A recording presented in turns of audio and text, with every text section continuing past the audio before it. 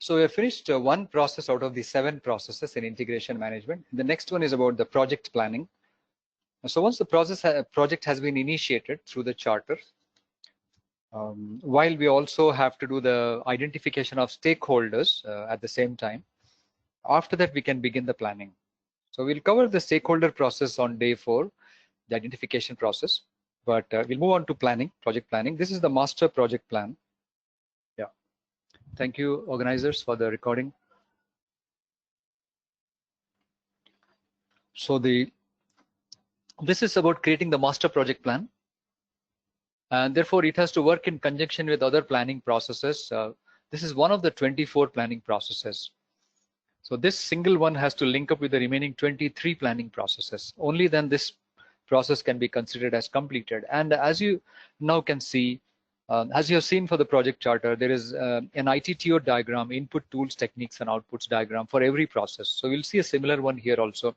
What are the inputs for planning? What are the tools and techniques for planning? And what are the outputs which come out of a project planning? And planning, as you know, need not be too detailed because we have to stop somewhere with a plan. We cannot plan for each and every small thing, but it should be reliable enough so that we don't have to keep on changing it all the time. So it should be robust, reliable, neither too high level, neither too much detail that we can never finish the planning. So we have to go ahead and take some risk and freeze the plan. Now, I want to ask all of you, what should we do in planning? And what is the purpose of planning? And in a little while, I will share with you the links for the dumps and all that. But before that, look at this new question.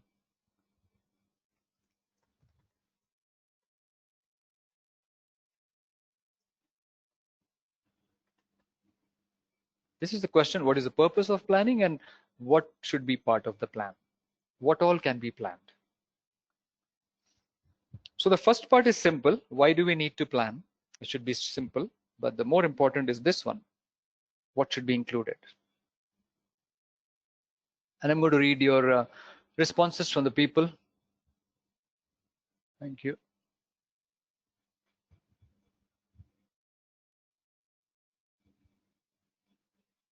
So yeah, Ghulam, thank you. We can identify the requirement. I'm just going to put some small words here, not the complete statements, requirements. Why we need it?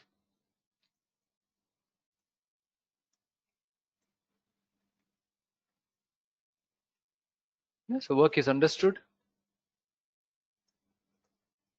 Look for executing it. Yeah?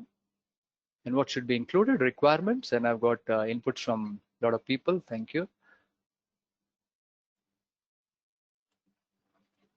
Yeah, so just you said timeline should be part of it. Yeah, and Venkatesh, it becomes a reference for the execution and monitoring and as well as closure.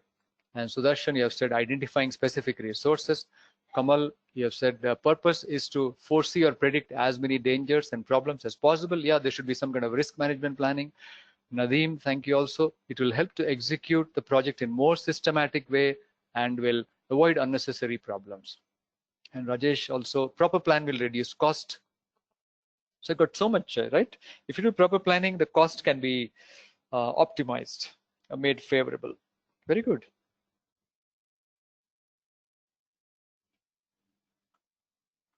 So let me summarize it here, just as what I recollect.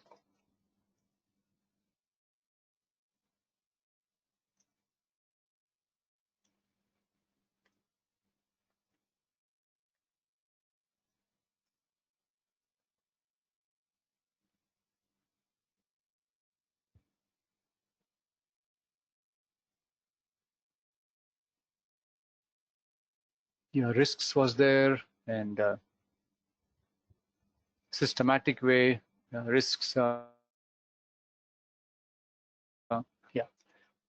Okay, I'm going to add a few more things. Quality, can plan quality. He can plan the communications. He can Also to the stakeholder planning. Stakeholder is a more recent concept. It's been in place only after the year 2000 onwards, not before that, so much popular. Stakeholder planning, procurement planning. These are the PMI's knowledge areas. Requirement, scope. I'll add the scope as well. Okay. So covered everything. In some industries, they have their own specialized areas like a safety planning. Yeah, you might have encountered environmental planning, sustainability planning, and so on, etc.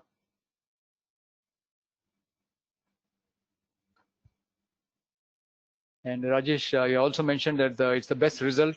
When the plan is good, then the results are also coming out properly. Yeah, that's true. So plan helps to communicate people about what needs to be done, who will do it, and so on. Therefore, let's go to the PMI's approach. Thank you for all the inputs.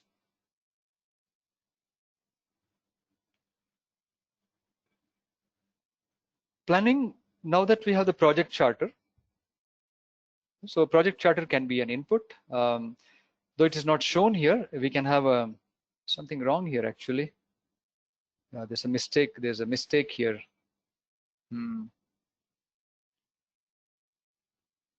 Just hold on. I think there's some mistake here.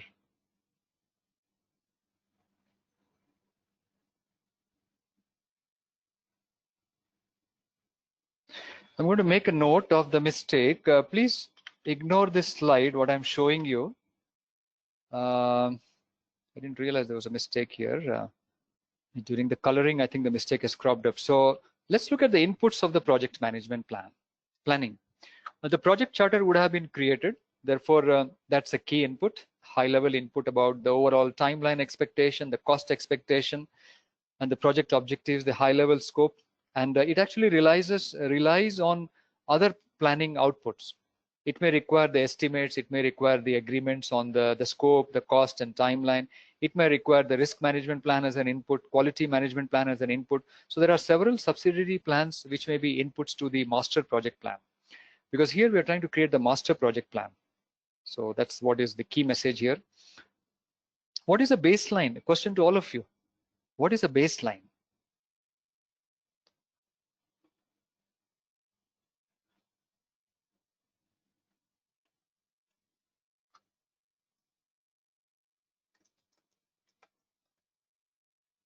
Have you heard like a baseline document?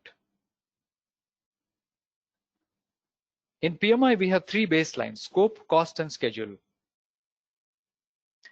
These are agreements. These are agreements between the project, the performing organization, and the requesting organization. That is the customer or sponsor and the project team. That what is the scope of the project, what is the timeline, and what is the cost. These are the three main baselines. This is approved, and this cannot be changed just like that. We need a formal change approval process for modifying anything in the baseline. In fact, we need a formal change for any kind of project plan, be it a quality plan, risk plan, or whatever, or even baselines. We need a formal approval to modify them. Okay, yeah, you mentioned, Sudarshan has mentioned the minimum requirement. It's actually not minimum requirement. It's the approved, agreed plan, particularly for the scope, cost, and schedule. Yeah. So, and Ajay, I've seen your note also on the minimum requirements. Yeah. And the baseline word means a reference. Thank you, Shahid, also, all of you. It means a reference, but it's not a minimum point. It's basically, it's good. You said, Shahid, that it's used for comparisons. That's correct. But it's a reference point for a comparison, yeah, rather than saying a minimum point. Huh? So, but I know it's a play of words, so that's okay. Yeah, very good. Okay, then with that understanding, let's move on and see what happens here. So again, the same things: how to develop a plan, have meetings, discussions. You see the same stuff: expert judgment.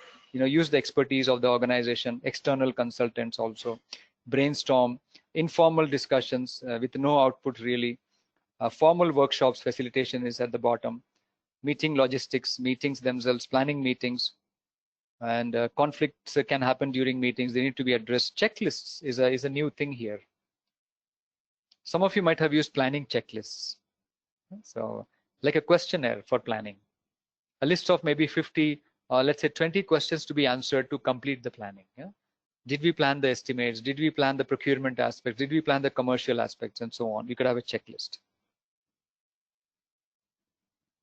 You will see that the other items have not been explained because they were explained in a previous process. Yeah? So this is a new one, so I put an explanation here.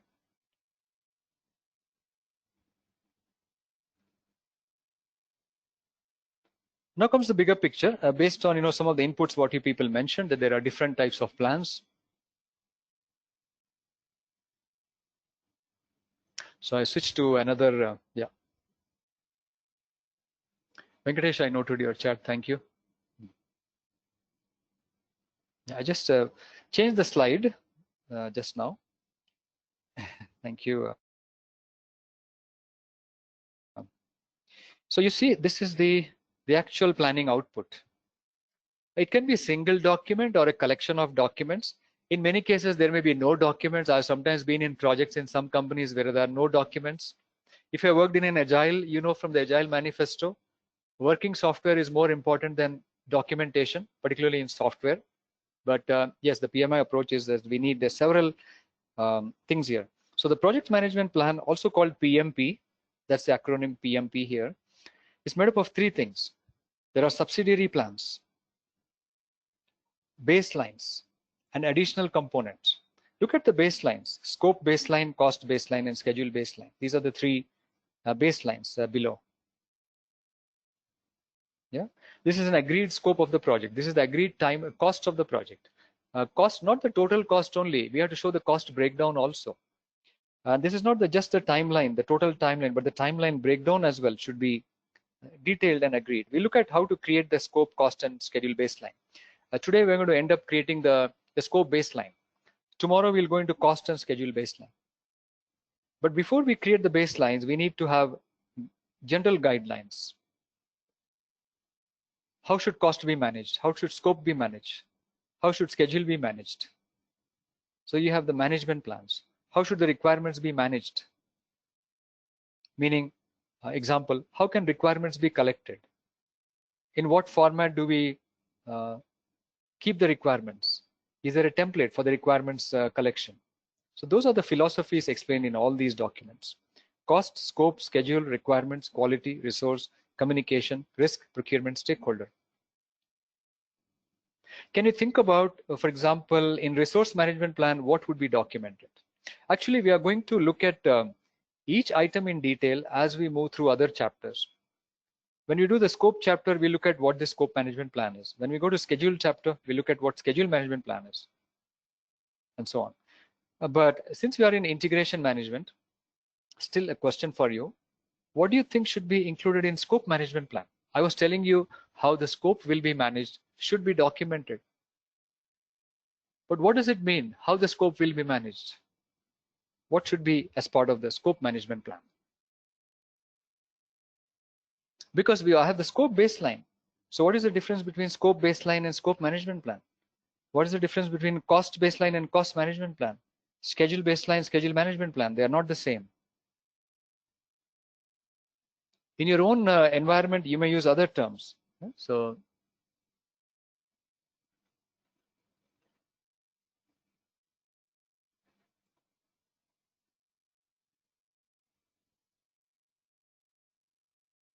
let me see that. I'll explain that to you as well. And the additional components are a few more things: change management plan, configuration management plan, performance measurement baseline, life cycle. Is it an agile project or a traditional waterfall or a hybrid project? How is the technical life cycle? Do we do analysis, then design, then construction, then testing, and so on? All that need to be clarified. So that will come in development approach. The technical aspects come in development approach. And how will the reviews happen? What are the audits happening? What is the frequency of project status reporting and project reviews? That is part of. So when you have all these combined, this 10 plus 3 plus 6, 19 of them. There are 19 components here to create the PMP. 10 subsidiary, 3 baselines, 6 additional components. So these 10 subsidiary and the 3 baselines come from other processes. Remember the other 23 planning processes, they come from there. But these 6 here come from this process. All the 6 are developed in this master process. And then we have the inputs from the other process, outputs from the other process, then the complete thing is ready. So it can take a lot of time to create this. Again, it depends on companies' policies and do they really need this communication? Do they need a procurement plan? Do we need a? I have sometimes worked in projects where these are not done at all. Yes, it's all up to the nature of the project. But this is PMI's practice. So for the exam, we have to know the meaning of each one of them. What is the content in each one of them? How it is derived? Yes, all that we'll cover one by one, step by step, in these 4 days, and understand all of them. As we move forward, we'll see examples as well.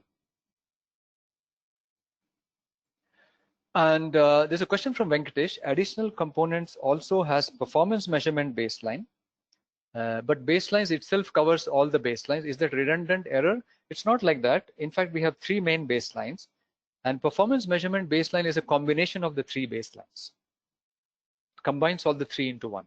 So I'll show an example of how performance measurement baseline looks like over a period of time. We look at all the baselines one by one.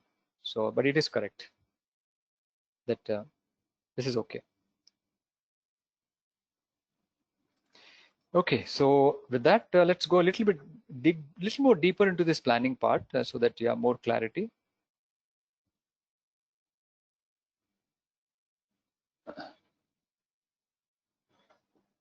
Okay, therefore,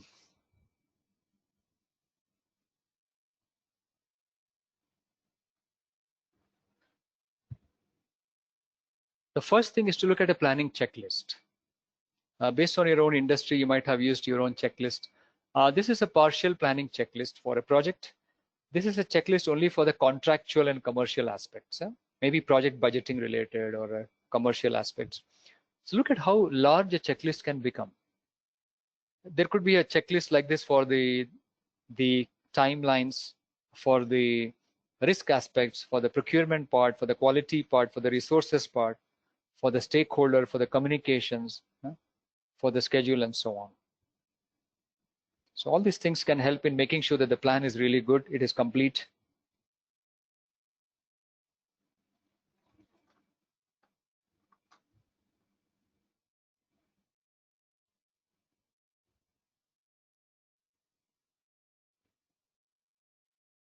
And therefore, let's, though we will understand afterwards that what are the scope and schedule management plans, etc. Let's take a quick look at to get clarity.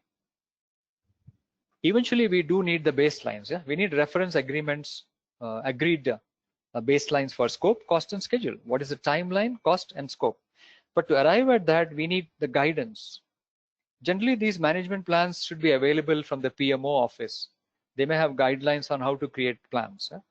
So these management plans are about, they describe how to gather requirements, how to estimate the schedule and cost, how to manage the quality, how to manage the resources, and so on, how to monitor and control the project, how do we create and maintain the baselines, on what basis the baselines can be updated, how the changes are managed. These are the examples of the management plans. Unless we have these guidance management plans, it may be difficult to collect the requirements and document, to identify the solution of the project, to identify the risks and to analyze them, to break down the project into activities and their durations and cost estimates. So now we see, unless there is some methodology, so management plans are about methodologies to be used in the project. Based on the methodologies, we can create a lot of information for the project. And this information will help us finalize the baselines. So that's the PMI's approach. Normally what happens is in projects, the project team directly jump to this. There's no methodology. Everything is ad hoc. They actually don't derive this properly, and directly they start documenting. They go into a meeting and start discussing the scope baseline and then agree to it in a single meeting. That's not a good approach, though it might work in small organizations, but in large organizations, large projects, it doesn't work.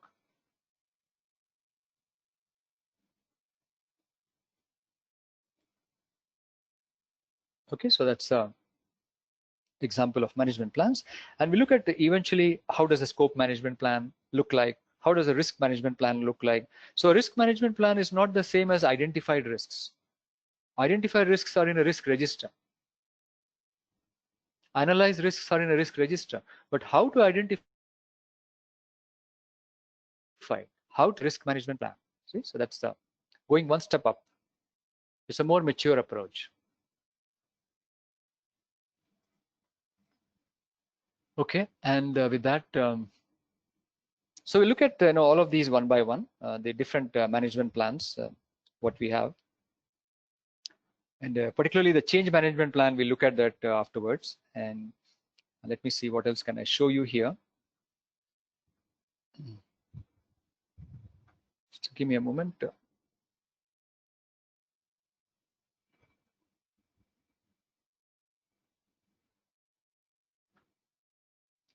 By the way, some of you might be keen on knowing where can I get some templates, or can we see some templates? Yes, definitely. I'm going to show you some templates as well. So if I show you, for example, just bring up a website. Please give me a moment.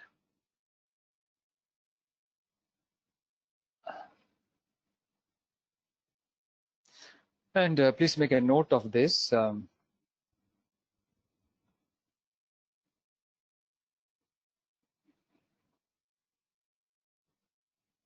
This is the website, projectmanagementdocs.com. Please remember this. You can actually go to this website and get free templates. You don't have to pay any money, really good ones, based on this PMP approach. And you can see them by each process group: initiation, execution. All these are there. And some of the popular ones are listed below. See, project management plan. It'll be a very long document. It's actually filled in with a good example.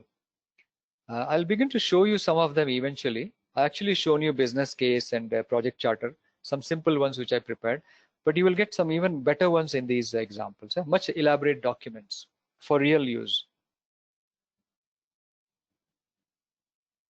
So even you have things like issue register, assumptions log, root cause analysis document, what else? Risk register, everything is there.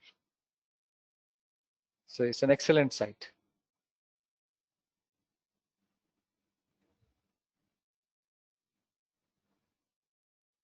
Okay, so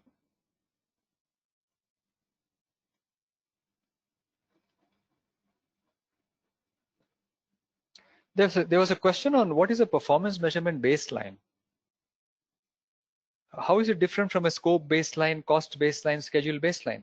A performance measurement baseline actually combines all the three into one for tracking purposes. This is a very simple example. In reality, you will have a more complicated tracker, I think. This shows the duration in the first column, which month. It shows the scope, how much work has been planned in month 1, month 2, month 3, month 4.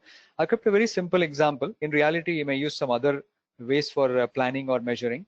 I actually kept this measure of percentage of work planned to be completed. So at the end of first month, we are assuming 25% of the job will be done of the project. 50% will be completed at the second month, 75, and then eventually 100% at the end of the 4 months. So it's a 4-month project. So schedule is clear, scope is clear. Why? Because for the first month, we have allocated 100K of money for this work. That allocation is known as planned value, by the way. Please remember this planned value because this is part of the cost control chapter, the process. We'll look at it tomorrow.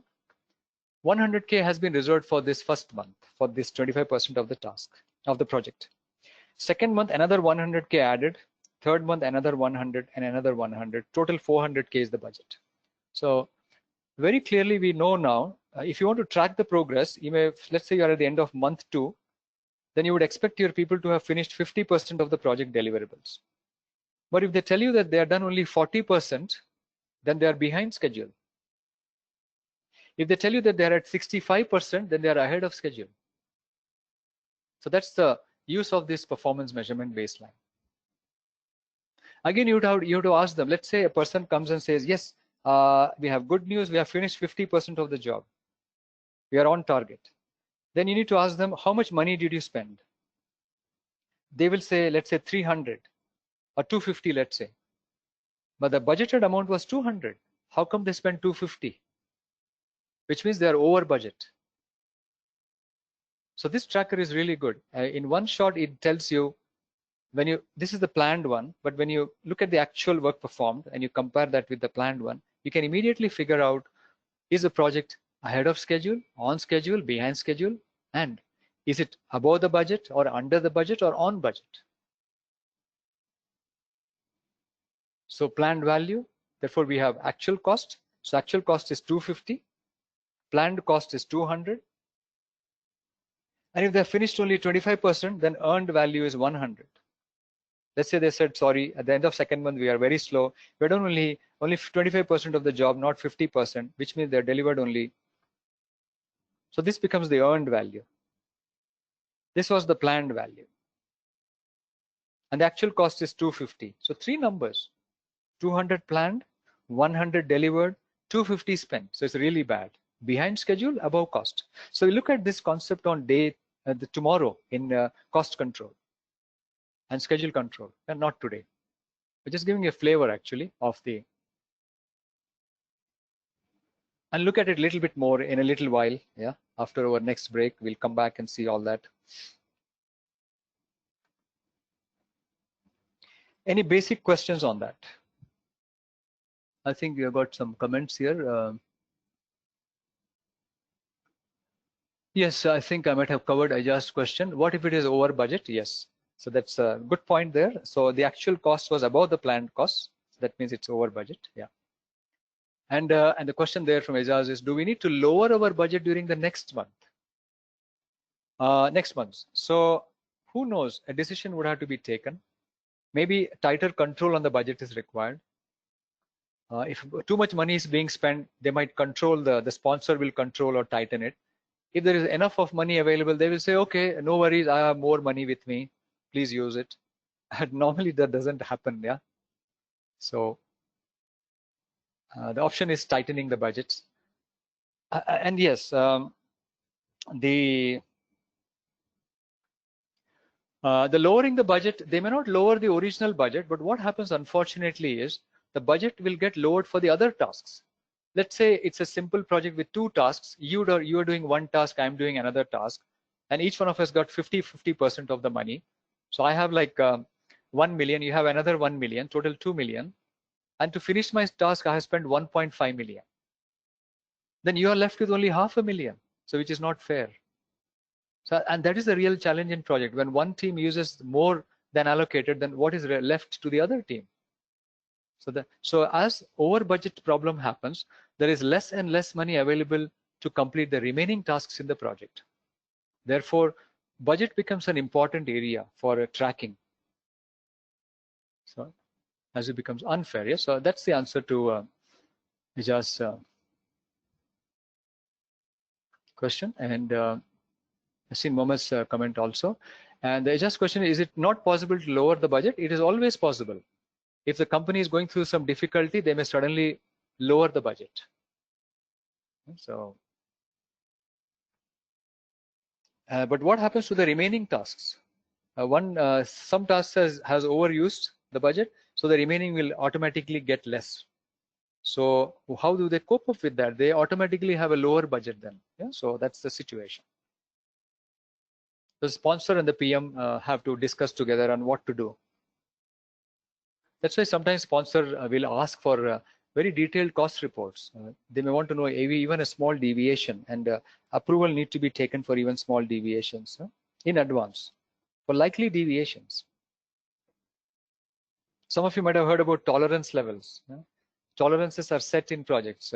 If I am a technical manager, my PM, and you are the PM, you may tell me that Murali, you have to finish this project, your task in 15 days, and I give you only 1 day tolerance. It can be maximum 16. It cannot be 17. In case you're going to make it 17, let me know in advance. That's how they do the tolerance. Similarly, they may tell me, the PM might tell me, I'm giving you only $20,000 for this activity. If you're going to exceed this by 1K, it is okay. If you're going to exceed by 2K, it is not okay. Please alert me in advance. Then we will tell you, we'll give you some suggestion on how to do it within the budget. So these are the kind of controls which are kept in place for